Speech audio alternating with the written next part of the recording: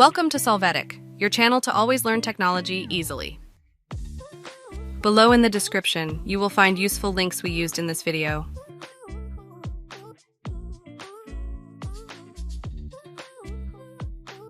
Today in Solvetic, we will see how to convert Disk MBR to GPT.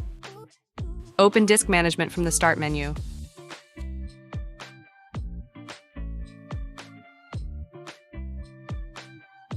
There, select the disk with the MBR format. When doing so, right-click on it and choose the option Delete Volume. Click Yes to authorize it. Then right-click on the disk name to choose the option Convert to GPT disk. To make it useful, you will right-click on the disk and then click on New Simple Volume. Click Next, select the amount of space to set for this drive. Assign a letter to the disk, then you can give it a name and review extra details. Click Next.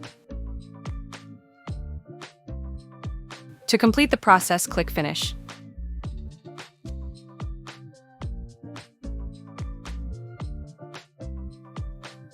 Finally, right-click on the disk name and choose Properties. Here in the Volumes tab, you can confirm the type of disk created. Hey, remember to subscribe Solvetic channel.